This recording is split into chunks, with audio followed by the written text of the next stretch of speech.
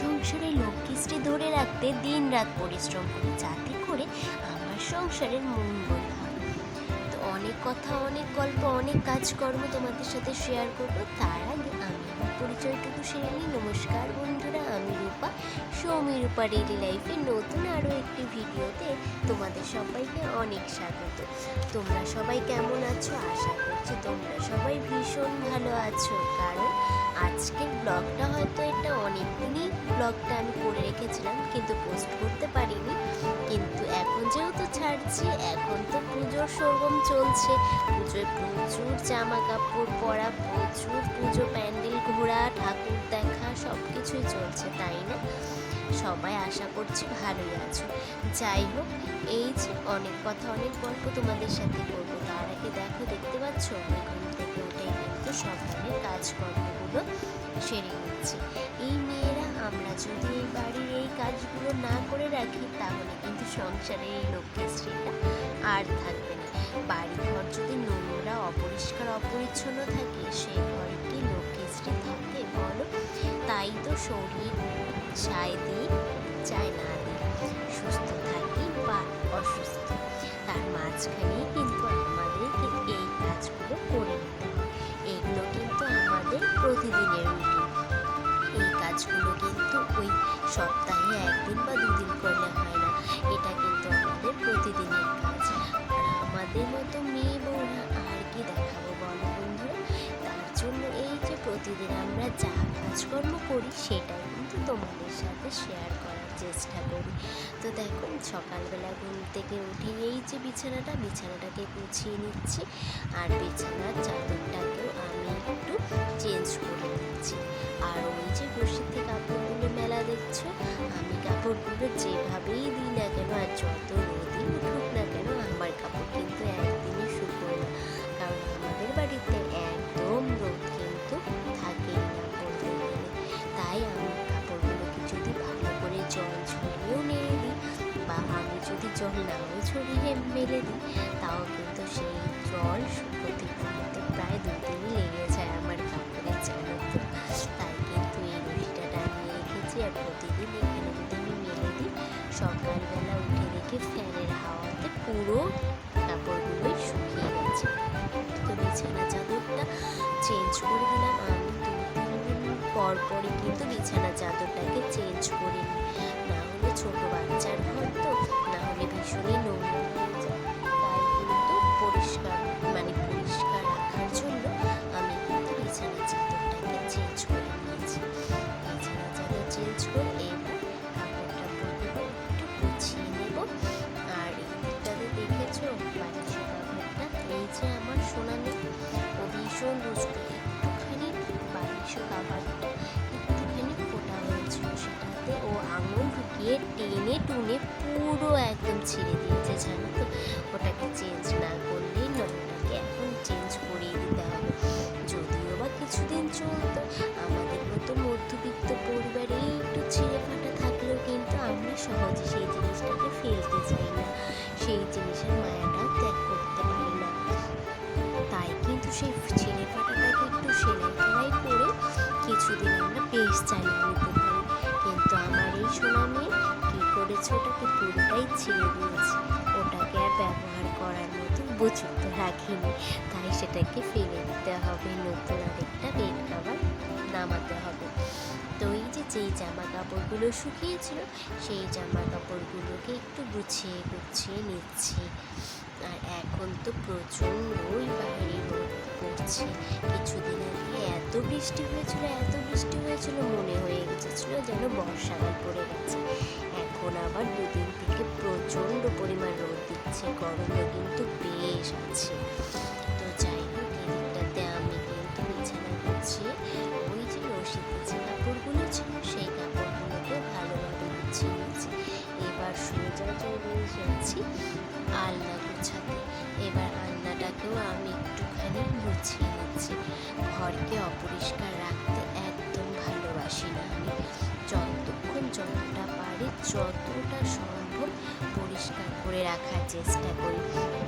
আমি এদিকটাতে যতটা পরিষ্কার করবো, অন্যদিকে আমার মেয়ে কিন্তু ততটাই নোংরা করে রাখবে। এতবার বলবো যে এই কথাটা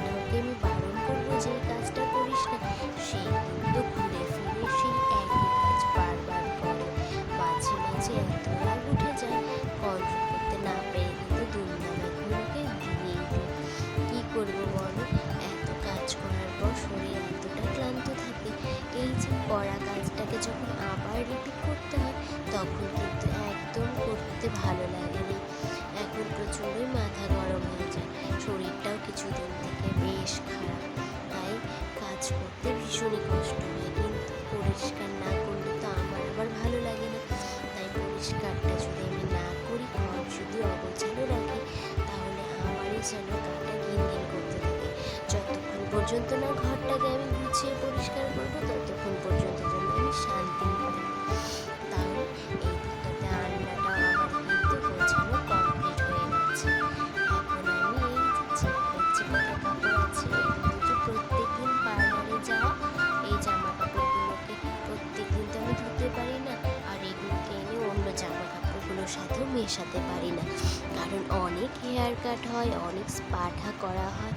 আর যেহেতু আমার একটা ছোট্ট মেয়ে আছে, তো তার সেফটির কথা ভেবেই সেই জামা কাপড়গুলোকে কিন্তু আমি চেয়ারের মধ্যে এনে এনে রেখে দিই, আর 2-3 দিন বাদে বাদে ওগুলোকে ধুয়ে দিই। প্রত্যেক দিন কিন্তু আমি ধুতে পারি না, এর জন্য কিন্তু আমার পরিশ্রমটা একটু বেশি হচ্ছে।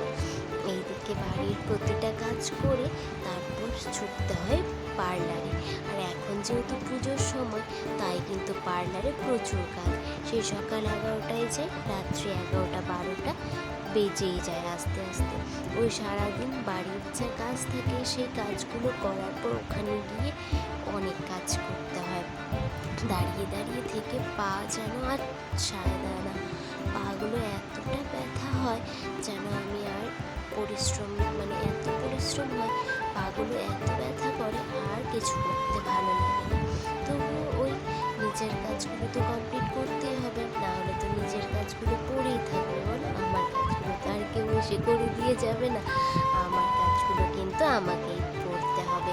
তাই বাড়ির কাজগুলো তাড়াতাড়ি ঝটপট সেরে ওই 11টা-12টা নাগাদ পার্লারে ছুটে যাই, জানো তো।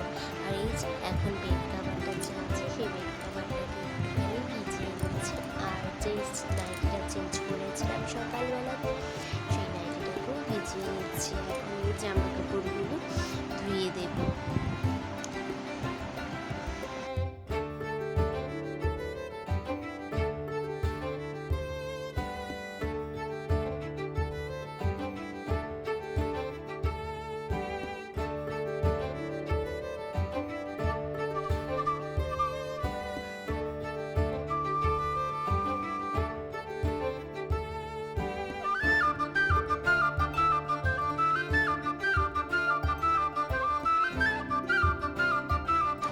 জামা কাপড়গুলো ভিজিয়ে সোজা চলে এসেছি রান্নাঘরে। রান্নাঘরে দেখো, রান্না কিন্তু সকালে হয়ে গেছে, ওই 8:30 নাগাদ রান্নাগুলো হয়ে গিয়েছিল। আর এইদিকে দেখো ভাত, তরকারি, ডাল সমস্ত কিছুই হয়ে গেছে। আর কত মাকড়সার ঝোল পড়েছে দেখতে পেয়েছো বন্ধুরা। এই যে এই মাকড়সার ঝোলগুলো কিন্তু প্রচুর হয়, 2 দিন বাদে বাদে পরিষ্কার করার পরে কিন্তু এই মাকড়সার ঝোলগুলো হয়ে যায়। এই যে এখন সকালবেলা মেয়েকে খাবার দিতে বসতে হবে, মেয়ের জন্য কিন্তু আমি ভাত বেড়ে নিচ্ছি। আর মেয়ে কিন্তু প্রত্যেক দিনই টিভি ছাড়া ভাত খেতে চায় না। আজকে যেহেতু এখানে কারেন্ট চলে গেছে, তাই কিন্তু মেয়ে রান্নাঘরে বসেছে। আর রান্নাঘরে বসে একটার পর একটা ওর অকাজ চলেই যায়। আর ও জল দিয়ে খেলতে এতটা ভালোবাসে, ওর হাতের কাছে যত বোতল টোতল পাবে সেই জলগুলোকে ফেলে নষ্ট করার চেষ্টা করে। কিন্তু আমি যতটা পারি ওকে রাখার চেষ্টা করি। ওই কোনো সময় হয়তো এদিক ওদিক খেয়াল করি না, তখনই ওই অকাজগুলো করে নেয়। ওই 1-2 মিনিট 1-2 সেকেন্ডের মধ্যে যেন ওর কাজ হয়ে যায়, জানো তো। তো এখন এই যে একবার বলবো এটাতে জল দাও, একবার বলবো ওটাতে জল দাও, এই করেই দেখো 2টো ভাত 2টো গ্লাস নিয়ে বসে পড়েছি। ওকে খাওয়াতে যে আমার কতটা কষ্ট হয় একমাত্র কিন্তু আমি জানি। ভীষণ অসুবিধে করে আমার এই মেয়ে, খাবার নিয়ে 1-1.5 ঘন্টা বসতে হয়। সেই ছোটোর থেকে যে প্রবলেম করছিল খাবার নিয়ে, এখনও পর্যন্ত এই একই প্রবলেম কিন্তু আমাকে ফেস করতে হয়। কারণ ওকে এত বড় হয়ে গেছে, এখনও তো ঝাল খাই না। একটু যদি গোটা লঙ্কাও দিয়ে রান্না করা যায়, সেটাও কিন্তু একদম খেতে চায় না, জানো তো। ওর জন্য আলাদা করে একদম লঙ্কা ছাড়া রান্না করে দিতে হয়। এখন তো একটু বড় হয়েছে, আর এখন যদি একটু বাইরে গিয়ে ঝালটা না খায়, তাহলে তো ভীষণই প্রবলেম ওকে নিয়ে। দেখো কিন্তু এইভাবেই আমাকে চালাতে হয়। ডাল রান্না করার সময় ডাল আগের থেকে ওটা তুলে নিয়ে তারপর কিন্তু আমাদের ডালটা করা হয়। ওভাবে জানি যদিও ভালো লাগে না খেতে, কিন্তু তবুও আর কিছু করার নেই, ওভাবে কিন্তু আমাদেরকে খেতে হয়। ওই যে কারেন্ট নেই বলে ওখানে অনেক ঢং কত কিছু করে ওকে আমি খাইয়ে দিচ্ছিলাম। খাওয়ানোর পর সোজা চলে এসেছি কাপড়গুলো কেচে দিয়েছিলাম যে সেই কাপড়গুলো মেলতে। পেছন এই যে আমাদের বাইরে দেখছো পেছনটাতে এই যে হালকা ফুলকা রোদ, এই রোদে কি আর জামা কাপড় শুকায় বলো তো? ছাদে এখন উঠতে পারি না, কারণ এই কদিন আগে এত পিছলে হয়েছিল বৃষ্টির জন্য, তার জন্য ছাদে উঠতে এখন ভীষণ ভয় হয়। তাই আমি আর ছাদে উঠতে পারি না। তাই এই যে পেছনে যে রশিটা লাগানো এখানেই কাপড়গুলো দিয়ে দিই। হালকা ফুলকা কাপড়গুলো যদিও শুকিয়ে যায়, কিন্তু এই যে নাইটিগুলো একদম শুকোতে চায় না। কিন্তু কিছু করার নেই, এখানেই দিতে হবে। ছাদে হয়তো ওর বাবা থাকলে উঠিয়ে দিত, কিন্তু ওরাও তো কাজে চলে গেছে, কিন্তু এখন তো আর দেওয়ার মতো সম্ভব না। আর কাঠগুলো বৃষ্টির জল পেয়ে অনেকটাই পচে গেছে, কখন কি হয়ে যায় বিপদ, তার জন্য কিন্তু আমি আর উঠতে চাই না ওই ছাদটাতে।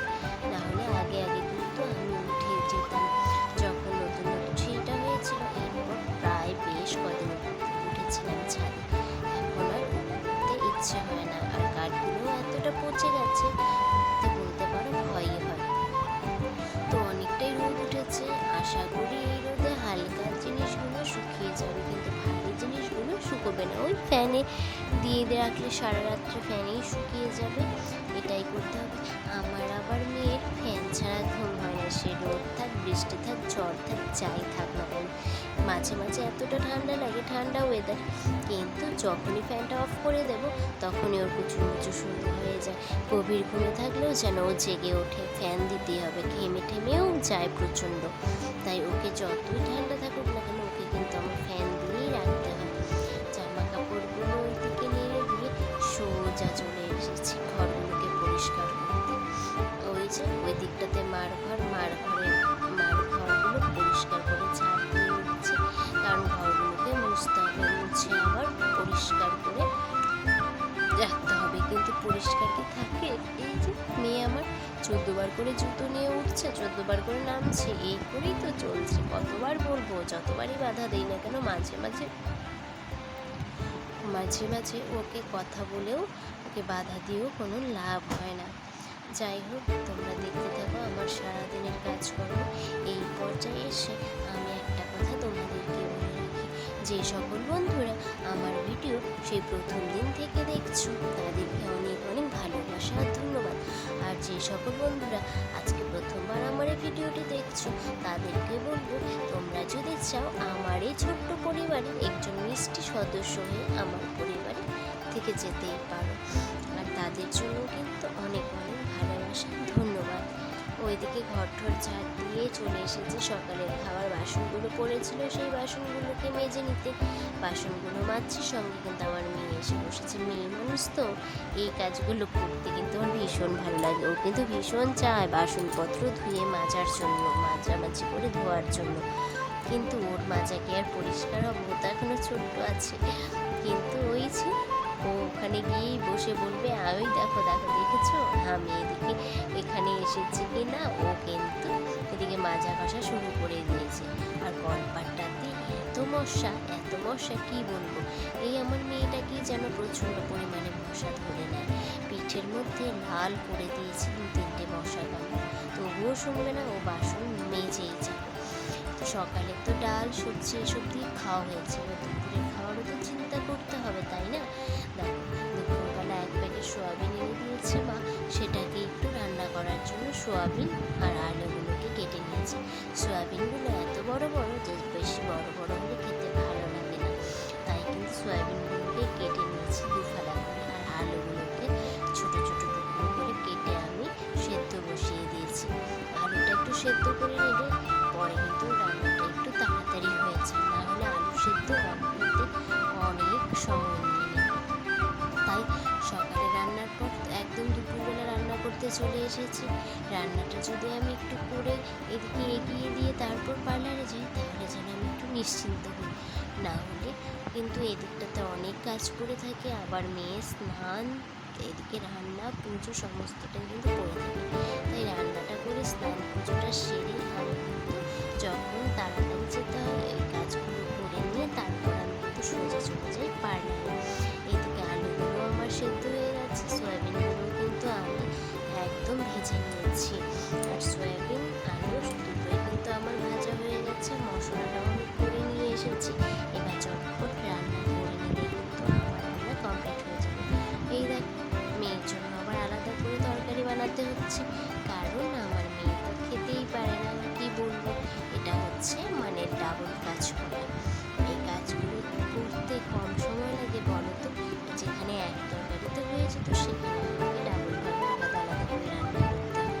এই যে ছোটোখাটো কাজগুলো, এই কাজগুলো কিন্তু চোখে পড়ে না, কিন্তু এই জিনিসগুলো একটা বাচ্চাকে সামলাতে যে কতটা সময় লাগে সেটা একমাত্র মারাই বোঝে।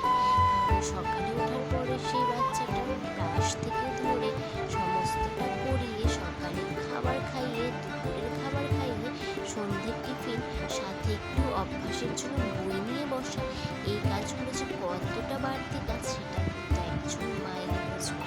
অন্যরা ভাবে সে আর এমন কি যে কোনো কাজ হলো নাকি।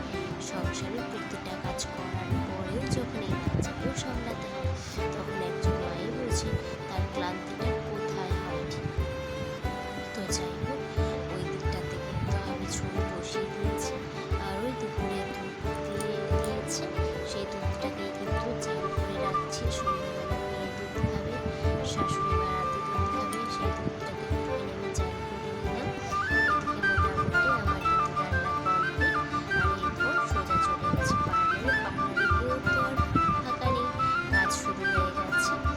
তো এখানে দেখো, এখানে স্পা হচ্ছিল, তাই আমি সেকশনগুলো করে দিচ্ছিলাম।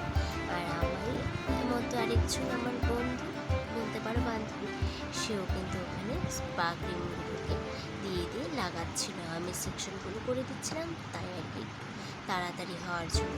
ওই কাজ শুরু পার্লারে যখন একটু ফাঁকা টাইম পেয়েছি তখনই কিন্তু বসে পড়েছি মেহেন্দি করতে। ওই সবাইকে সাজাতে সাজাতে নিজেকেও তো একটু সাজাতে হয়, কি বলো? তো চলে এসেছে সোজা নিজের একটু মেহেন্দি পড়তে। তো বন্ধুরা, আজকের মতো ভিডিওটা এখানেই শেষ করে দিব। তোমাদের যদি ভিডিওটা ভালো লাগে একটা লাইক আর কমেন্ট করে দিও। তো আজকের মতো আমি এখানেই শেষ করে দেব। টাটা, সবাই ভালো থাকবে, সুস্থ থাকবে, সাবধানে থাকবে, নিজের খেয়াল রাখবে, আর সবাই পুজোতে খুব খুব ভালো করে করো, এনজয় করো। আবারও দেখা হবে নতুন আরও একটি ভিডিওতে। ততক্ষণ পর্যন্ত তোমরা সবাই ভালো থাকো, সুস্থ থাকো।